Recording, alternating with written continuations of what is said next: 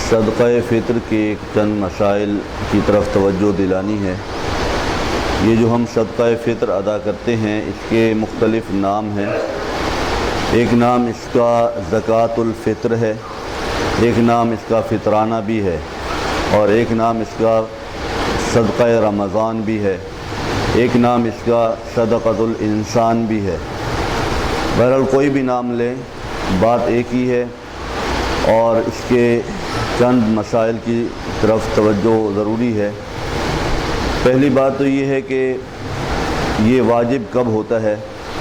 اس کے بارے میں علماء کرام نے لکھا ہے کہ عید کے دن صبح صادق کے طلوع ہوتے ہی یہ صدقہ فطر واجب ہو جاتا ہے۔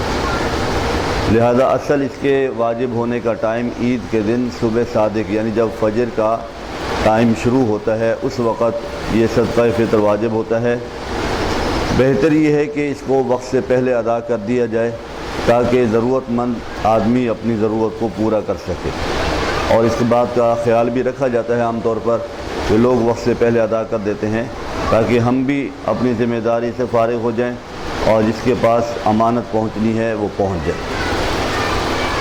آپ صلی اللہ علیہ وسلم نے فرمایا، حضرت عبداللہ ابن عباس رضی اللہ عنہ کی روایت بھی ہے، حضرت عبداللہ ابن عمر رضی اللہ عنہما کی روایت بھی ہے کہ تم لوگ صدقہ فطر ادا کرو اپنی طرف سے، اپنی نابالغ اولاد کی طرف سے، اور پہلے زمانے میں جو غلام ہوتے تھے ان کی طرف سے بھی۔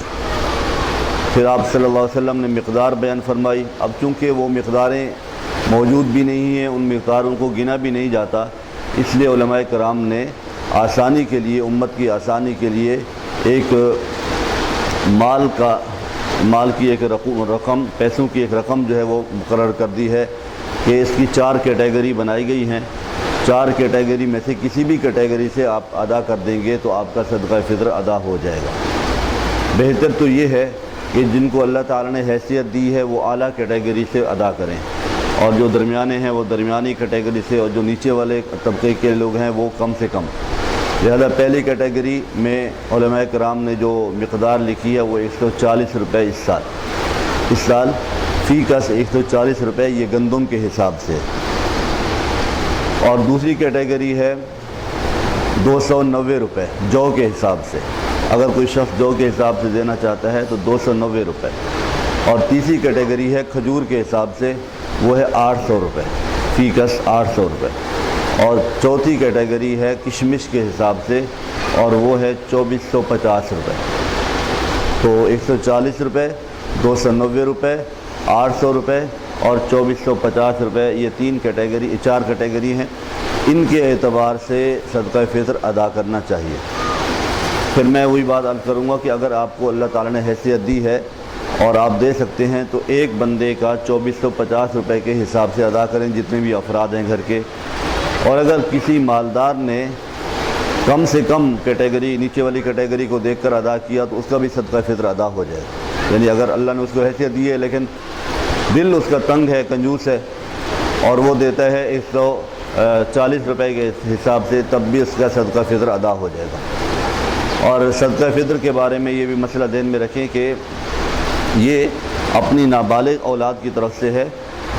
بالغ اولاد کا صدقہ فطر اس کے والد کے ذمے نہیں ہے، لہذا اگر والد ادا کر دیتا ہے اور بچوں کو بتا دیتا ہے کہ میں نے آپ کا صدقہ فطر ادا کر دیا تو ادا ہو جائے گا۔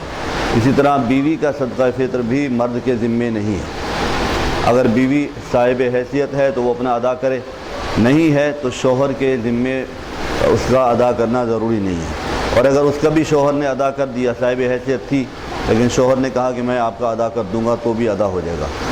اچھا، پھر یہ بھی ضروری نہیں ہے کہ گھر کا سربراہ ہی ادا کرے۔ اگر اولاد میں سے کوئی اولاد اس بات کی ذمہ داری لے لیتی ہے، صاحب حیثیت اولاد ہے اور ابا بھی صاحب حیثیت ہیں، اولاد کہتی ہے کہ میں آپ کا سب کا ادا کر دوں گا، بیٹا بیٹی میں سے کوئی بھی کہتا ہے اور بتا کے کہ میں تمام لوگوں کا صدقہ فطر ادا کر رہا ہوں، تو ادا ہو جائے گا۔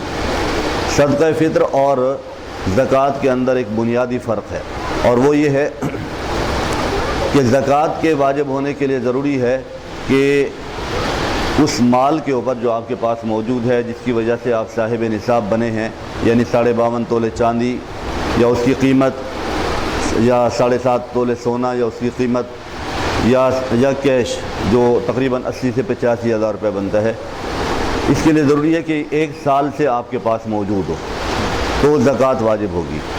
لیکن صدقہ فطر کے لیے اس بات کا ہونا ضروری نہیں ہے کہ 1 سال گزرے۔ اگر آپ کے پاس یہ رقم یا یہ سونا یا یہ چاندی عید الفطر کی صبح صادق کے وقت یا صبح صادق سے پہلے آ گئی تو آپ پر صدقہ فطر واجب ہو جائے گا۔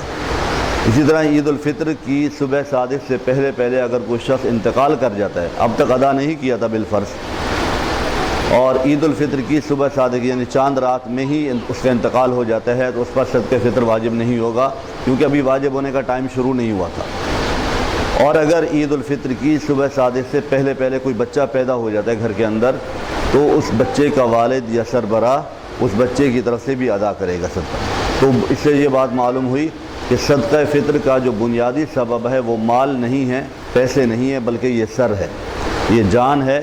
اس جان کی وجہ سے صدقہ فطر واجب ہو جائے۔ لیکن چونکہ شریعت نے لوگوں کی آسانی کو بھی دیکھا ہے تو ہر جان پر اور ہر سر پر صدقہ فطر واجب نہیں کیا، بلکہ اس جان یا اس سر پر واجب کیا ہے جو صاحب حیثیت ہے، یا یہ کہ اس کا سربراہ صاحب حیثیت ہے تو صدقہ فطر واجب ہے۔ اور اس کو کوشش کریں کہ نماز عید سے پہلے ادا کریں، نہیں تو آپ صلی اللہ علیہ وسلم کی طرف سے سخت وعید ہے۔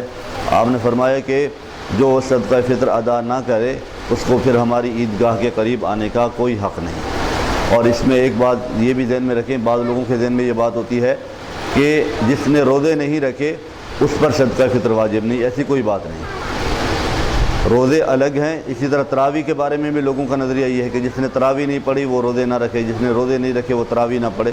روزے کو تراویح سے جوڑنا، تراویح کو روزے سے جوڑنا، یا روزے کو صدقہ فطر سے جوڑنا، صدقہ فطر کو روزے سے جوڑنا، اس کی کوئی ضرورت نہیں ہے۔ صدقہ فطر الگ عبادت ہے اور روزہ الگ عبادت ہے، لہذا اگر کوئی کسی وجہ سے روزے نہ رکھ سکا یا سستی کی وجہ سے نہیں رکھے تو اس پر صدقہ فطر واجب ہوگا، ادائیگی لازم ہوگی۔ اور یہ سستی کرنے سے، غفلت کرنے سے معاف نہیں ہوتا۔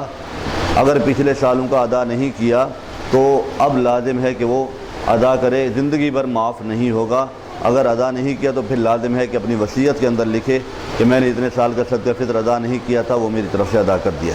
اللہ عمل کی توفیق۔